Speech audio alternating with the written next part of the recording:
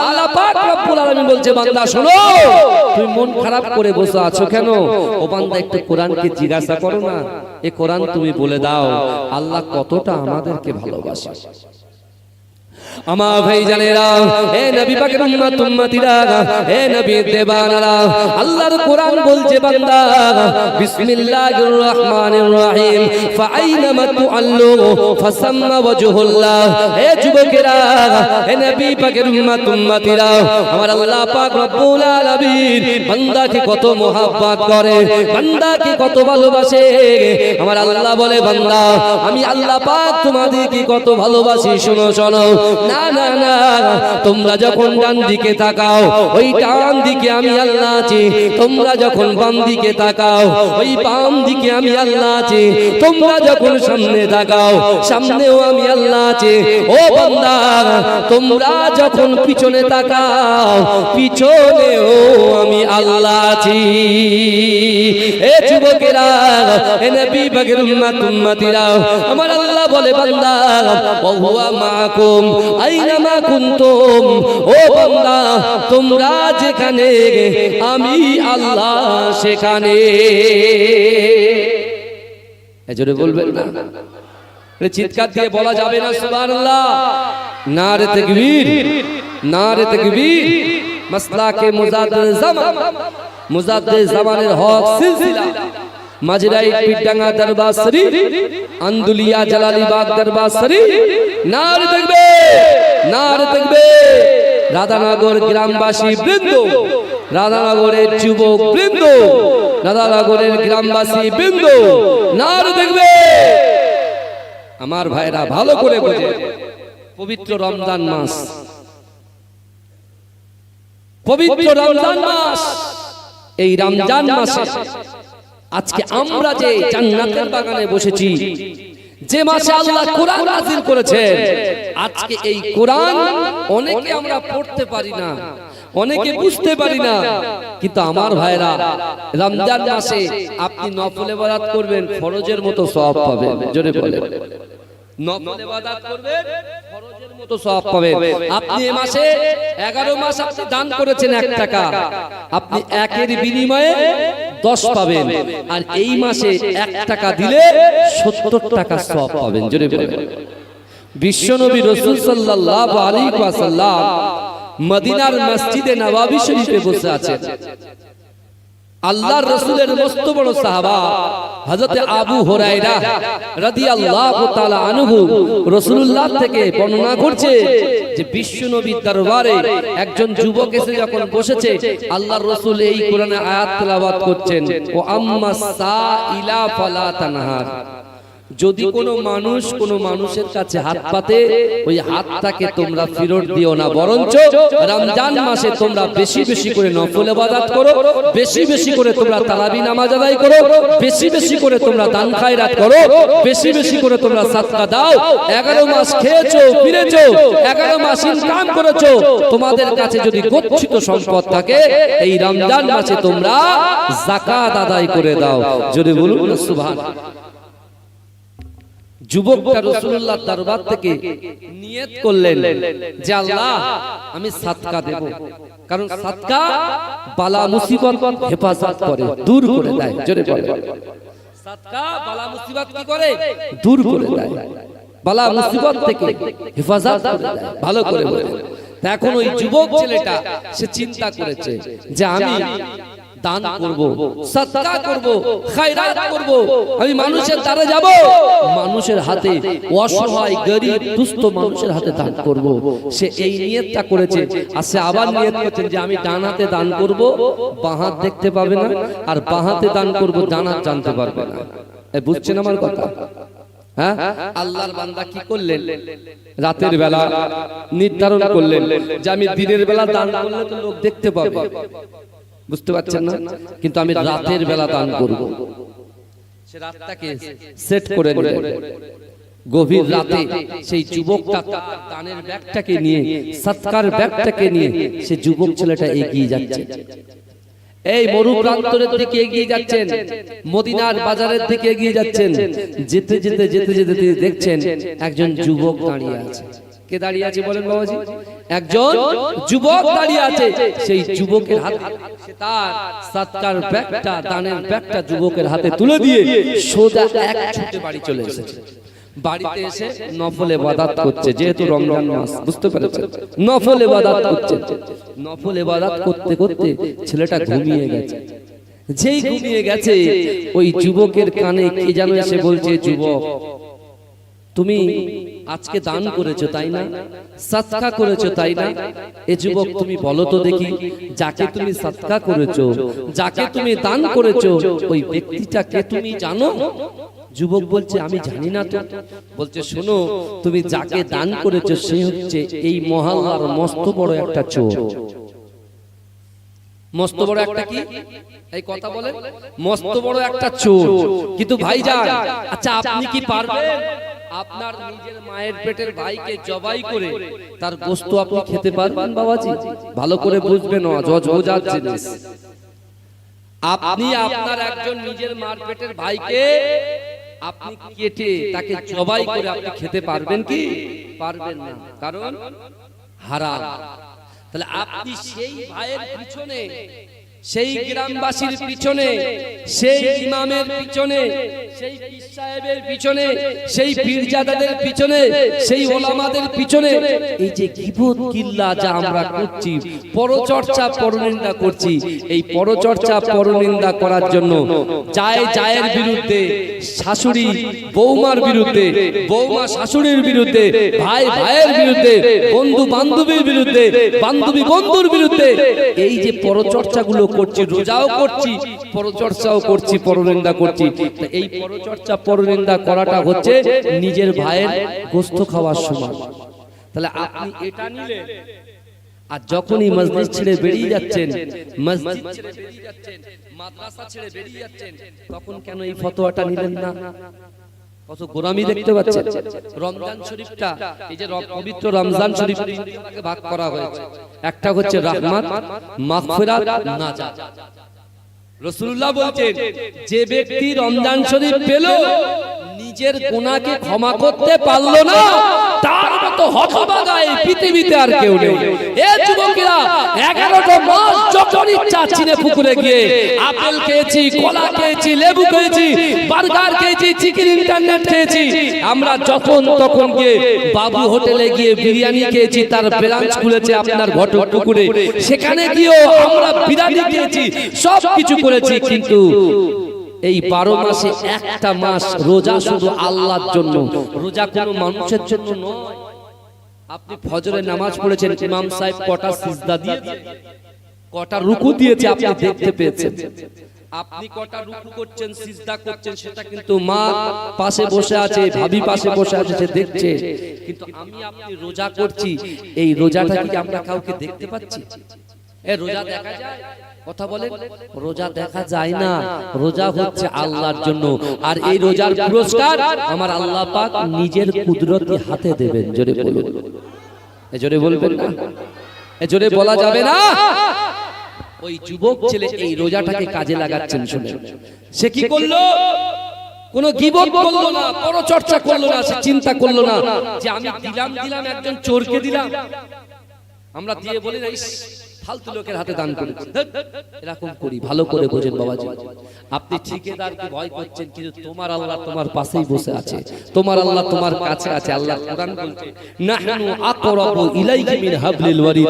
এ বান্দা, আমি আল্লাহ তোমার ঘাড়ের শিরা উপশিরা থেকে অতি নিকটবর্তী, আমি আল্লাহ তোমার সাথে আছি। জোরে বলেন আমার ভাই জানেরা, হে নবী পাকের উম্মতিরা, হে নবী দেবানারা, ওই যুবক ছেলেটা আবার সে চিন্তা করল, আল্লাহ পাক না না না, আগামী কাল রজনীতে আমি আবার সাদকা করব, দান করব। হে যুবকেরা, হে নবী পাকের উম্মতিরা, আগামী কাল রাতের বেলা ওই যুবকটা সাদকা নিয়ে বার হয়ে গেলেন, তার দানের ব্যাগটাকে নিয়ে বার হয়ে গেলেন। হে যুবকেরা, হে নবী পাকের উম্মতিরা, বান্দিরা মদিনায় ঘুরতে ঘুরতে ঘুরতে ঘুরতে দূরে একজন নারীকে তিনি দাঁড়াতে দেখলেন। এ যুবকেরা, ওই নারীর হাতে তার দানের ব্যাগটাকে নারীর হাতে তুলে দিয়ে, ওই মহিলার হাতে তুলে দিয়ে সোজা ছুটে ছুটে বাড়িতে চলে আসলেন। বাড়িতে এসে ইবাদত বান্দিগি করতে করতে রাতের বেলা যখন আল্লাহর বান্দা ঘুমিয়ে যায়, কে যেন তার কানের কাছে এসে বলে, হে আল্লাহর বান্দা, না না না, আজকে রজনীতে তুমি যাকে দান করেছো, যে মহিলাকে তুমি দান করেছো, তুমি কি জানো ওই মহিলাটাকে? বলছে না না না, আমি জানি না ওই মহিলাটাকে। বলছে শোনো শোনো, যে মহিলার হাতে তুমি দান করেছো, ওই মহিলাটা হচ্ছে ব্যভিচারিণী মহিলা, ওই মহিলাটা হচ্ছে জিনাকারিণী মহিলা, ওই মহিলাটা হচ্ছে নিজের যৌবনকে টাকার বিনিময়ে মানুষের কাছে বিক্রি করে। জোরে বলুন নাউজুবিল্লাহ। ভালো করে বুঝে, যুবক ছেলেটা ঘুম ভেঙে গেল, কিন্তু একবারও বললেন না যে আমি কেন তাকে দান করলাম, কেন আমি এই ব্যভিচারী নারীর হাতে দান করলাম। ভাইজান, আমি ভুল করেছি, আমি ভুল করেছি। আমার ভুলটা সংশোধন করতে গিয়ে যদি আপনি ভুল করেন, তাহলে আপনি কিন্তু অনেক গুনার মধ্যে পড়ে যাবেন। বুঝতে পারছেন না? আল্লাহর রাসূল নিজে মার খেয়েছেন। এটাকে বলে মুসলমানরা জিহাদ করেছে, মুসলমানরা যুদ্ধ করেছে। তা জিহাদ আর যুদ্ধ, সেই রাসূল সাল্লাল্লাহু আলাইহি ওয়াসাল্লামের 27টা যুদ্ধ রাসূল নিজে করেছেন, কিন্তু আমার রাসূল যুদ্ধেই গিয়েছেন, আমার রাসূল যুদ্ধেই গিয়েছেন, কোন ভালো ব্যক্তিকে আল্লাহর রাসূল টাচ করেননি। শরিয়াত বিরোধী কাজকর্ম করেছে। বুঝতে পেরেছেন? শরিয়াতটাকে মানুষের কাছে পৌঁছে দেওয়ার জন্য বিশ্বনবী রাসূলুল্লাহ এই যুদ্ধ করেছেন, কোরআনটাকে পৌঁছে দেওয়ার জন্য। কারণ সে তো জাহান্নামী, রাসূল তো জানে জাহান্নামে যাবে, রাসূল জানে ওই ব্যক্তি জাহান্নামে যাবে, রাসূল জানে আবু জেহেল জাহান্নামে যাবে, আবু লাহাব জাহান্নামে যাবে। তারপরেও রাসূল কোশিশ করেছে, চেষ্টা করেছে। রাসূল সাল্লাল্লাহু আলাইহি ওয়াসাল্লাম বারবার তার বাড়িতে গিয়ে বুঝিয়েছে যে চলো, তুমি জাহান্নামে যেও না, তুমি জান্নাতের রাস্তায় আসো। বুঝতে পারছেন? বাপ চেষ্টা করে সন্তানকে শিক্ষা দেওয়ার, বাপ চেষ্টা করে সন্তানের স্কুলে ব্যাগ কিনে দিয়েছে, ড্রেস কিনে দিয়েছে, জুতো কিনে দিয়েছে, সন্তান ব্যাগ নিয়ে যায়, স্কুল পর্যন্ত যায় না, মোড়ে মোড়ে গিয়ে বন্ধুদের সঙ্গে আড্ডা মেরে চলে আসে। কিন্তু বাপ তো চেষ্টা করেছে, এই কথা বলে, সে চেষ্টায় ব্যর্থ হয়েছে, কারণ তার ছেলে তাকে ব্যর্থ করেছে।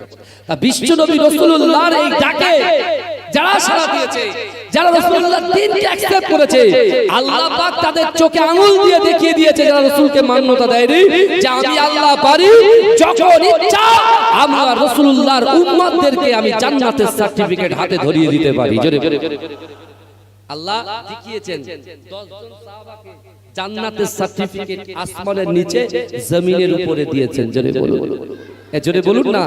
তাদের দিলগুলো নরম, তারা দান খায়রাত করেছে, তারা রাসূলুল্লাহকে মুহাব্বত করেছে, তারা আল্লাহকে ভয় করেছে, তারা স্ত্রীর হক আদায় করেছে, সন্তানের হক আদায় করেছে।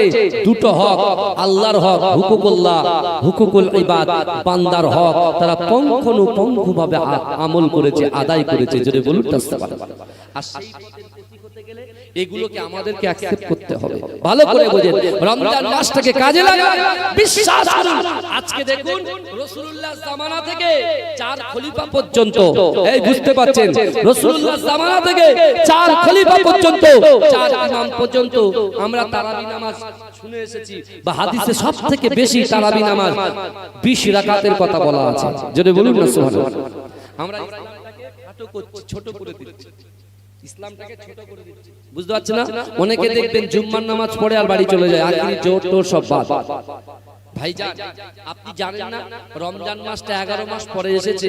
এই মাসে 11 মাস যা গুনাহ করেছি, যা পাপ করেছি, যা জেনা করেছি, চোখের জেনা, অন্তরের জেনা, হাতের জেনা, এ যুবকেরা জবানে যা কিছু বলেছি, এইগুলোকে পাপ মোচন করার জন্য আল্লাহ পাক এই মাহে রমজান শরীফকে পাঠিয়েছেন।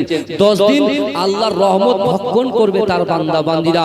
10 দিন তারা জিন্দেগি জীবনে যা গুনাহ করেছে রাতের অন্ধকারে দিনের আলোতে, সগীরা কবিরা যা গুনাহ করেছে এই গুনার জন্য তারা মাগফিরাতের এই 10টা দিন তারা পানা চাইবে।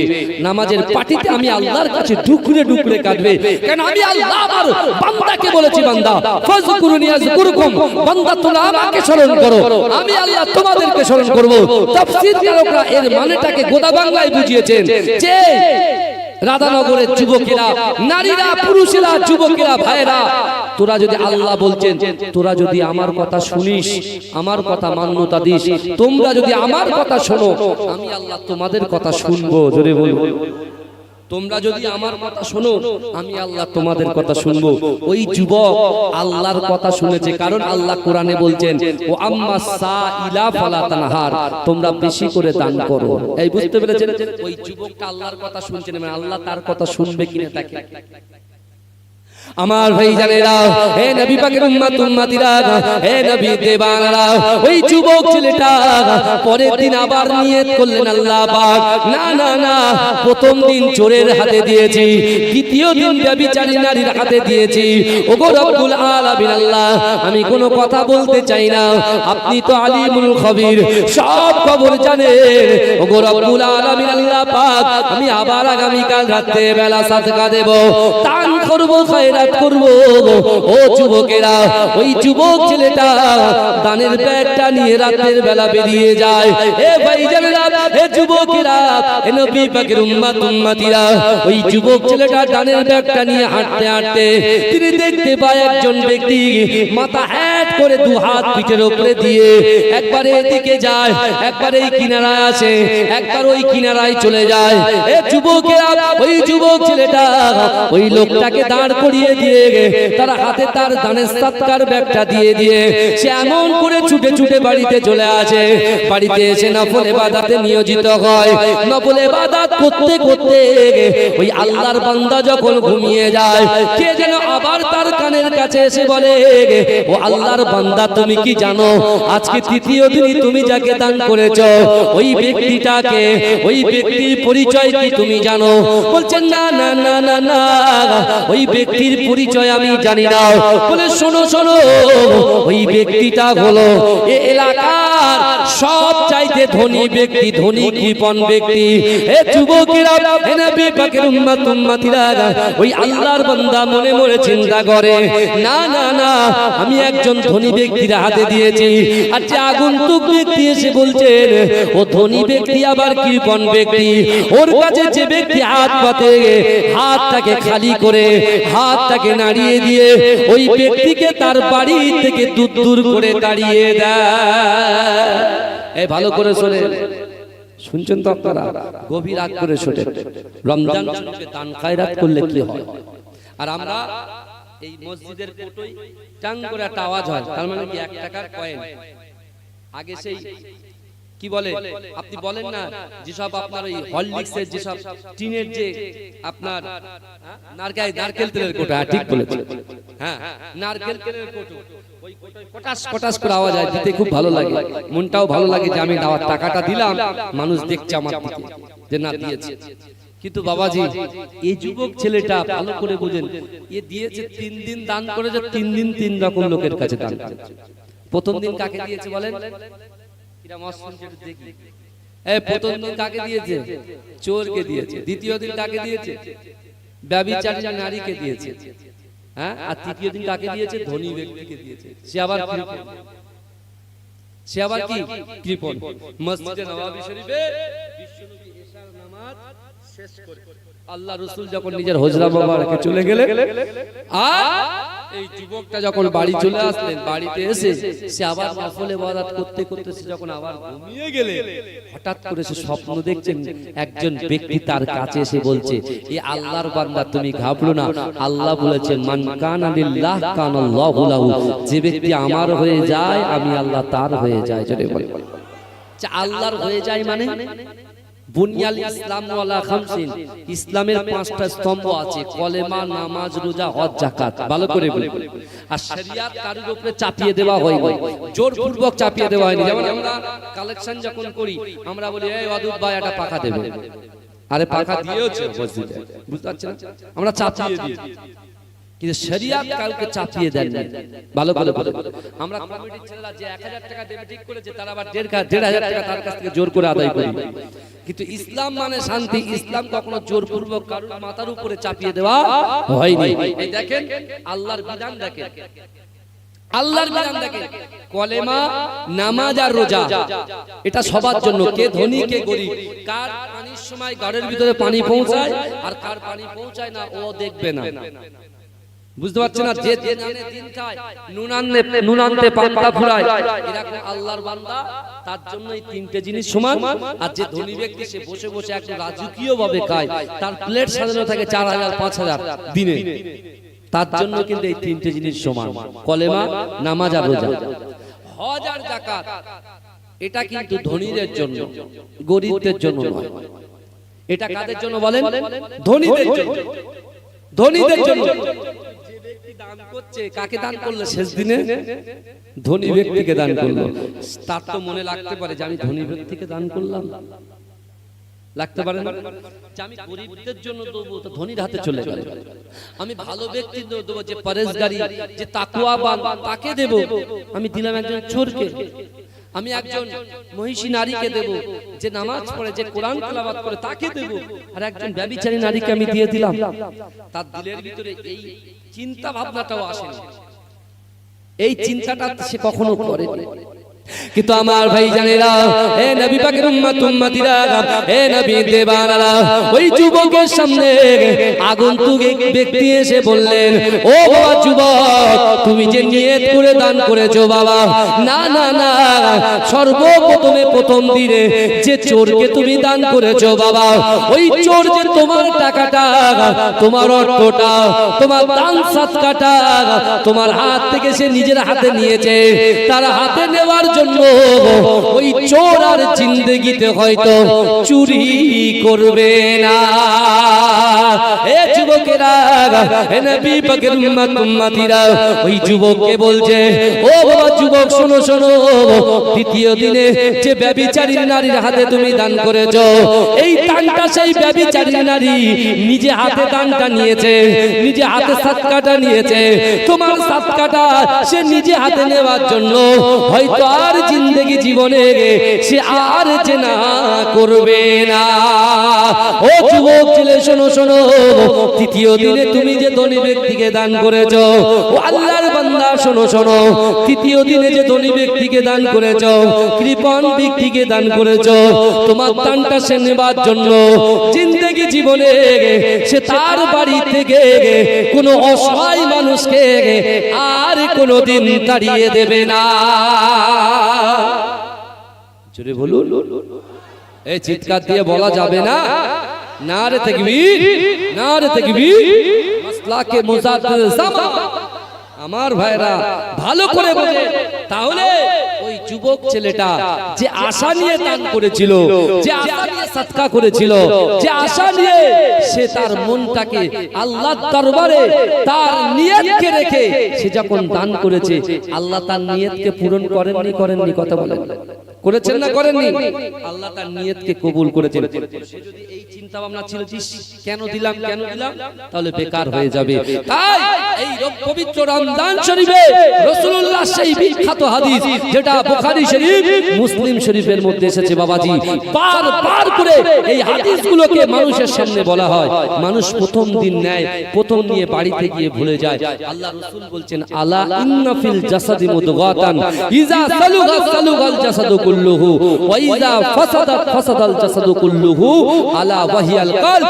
মানুষের শরীরের ভিতরে এমন একটা গোশতের টুকরা আছে, ওই গোশতের টুকরাটা যদি অপবিত্র হয়ে যায়, মানুষের পুরো শরীরটাই অপবিত্র হয়ে যায়। আর ওই গোশতের টুকরাটা যদি পবিত্র হয়ে যায়, মানুষের পুরো শরীরটাই পবিত্র হয়ে যায়। জোরে বলুন, এই জোরে বলবেন না? 11 মাস গুনাহ করেছি বাপ, আমি মাসের হিসাব করছি, বছরের হিসাব করছি। বুঝতে পারছেন না? কেন বছরে হিসাব করলে এখন আমার 32 বছর বয়স, এখানে 60-70 বছরের বাবাজিরা বসে আছে, পাগল হয়ে যাবে। আমার এটাকে আমার 90 বছর, মানে বুঝতে পারছেন? আপনি কি মনে করছেন মাঝেরাটি পীর সাহেব আমার দাদা ভাই 104 বছর হায়াতে ছিলেন? মুফতি আযম আল্লাহ হুজুর পীর কেবল রাহমাতুল্লাহ আলাইহি তিনিও 104 বছরের অধিক হায়াতে ছিলেন, জোরে বলবেন না? তা আমরা কি মনে করছি তাদের মতো হায়াত পাবো?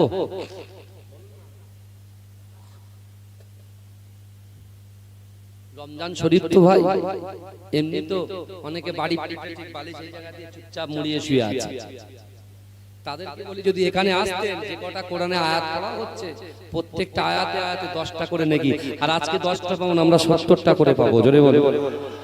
জোরে বলবেন না? দরুদ শরীফ পড়ুন, আল্লাহুম্মা সাল্লি আলা।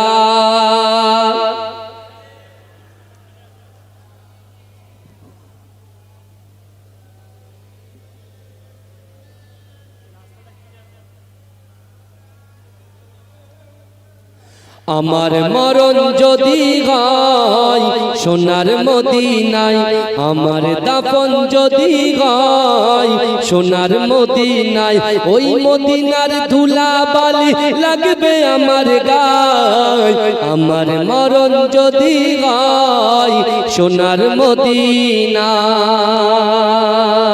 কত হাজি কেঁদে কেঁদে বলে দয়াময়, মওত আমার হয় যেন নবী যে তারায়। কত হাজি কেঁদে কেঁদে বলে দয়াময়, মওত আমার হয় যেন নবী যে তারায়। তার সুপারিশ পেলে পরে, তার সুপারিশ পেলে পরে জান্নাত নসিব হয়। আমার মরণ যদি হয় সোনার মদিনায়, আমার দাফন যদি হয় সোনার মদিনায়। রওজা নবীর দেখলে পরে প্রাণটা ভরে যায়, নয়ন যুগল অশ্রু ঝরে পলক ভিজে যায়। রওজা নবীর দেখলে পরে প্রাণটা ভরে যায়, নয়ন যুগল অশ্রু ঝরে পলক ভিজে যায়। মনে আমার আশা জাগে, মনে আমার আশা জাগে, দিদার যেন হয়। আমার মরণ যদি হয় সোনার মদিনায়, আমার দাফন যদি হয় সোনার মদিনায়, ওই মদিনার ধুলা বালি লাগবে আমার গায়। আমার মরণ যদি হয় সোনার মদিনায়। রওজা নবীর দেখলে পরে প্রাণটা ভরে যায়, নয়ন যুগল অশ্রু ঝরে পলক ভিজে যায়। মনে আমার আশা জাগে, মনে আমার আশা জাগে, দিদার যেন হয়। আমার মরণ যদি হয় সোনার মদিনায়, আমার দাফন যদি হয় সোনার মদিনায়। সোনার মদিনায় গিয়ে চুম্ব নবীর পায়, সালাম আমি দেব গিয়ে নবীজির রওজায়। সোনার মদিনায় গিয়ে চুম্ব নবীর পায়, সালাম আমি দেব গিয়ে নবীজির রওজায়। নিরালায় কাঁদব ওই দিন, নিরালায় কাঁদব ওই দিন খোদার কাবায়। আমার মরণ যদি হয় সোনার মদিনায়, আমার দাফন যদি হয় সোনার মদিনায়। আল্লাহুম্মা সাল্লি আলা।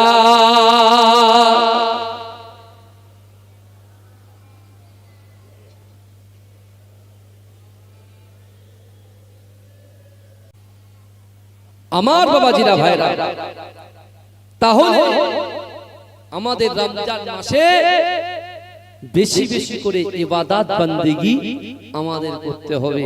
আমি একটা কথা বলছিলাম না আপনাদেরকে, যে শরিয়াত কারুর মাথার উপরে চাপিয়ে দেয়নি। এই যে দুটো জিনিস যেটা ধনীদের জন্য, এই যাকাত আর হজ, তাই তো? হজ আর যাকাত, এটা কাদের জন্য বাবাজি বলেন? ধনী ব্যক্তির জন্য, তাই তো?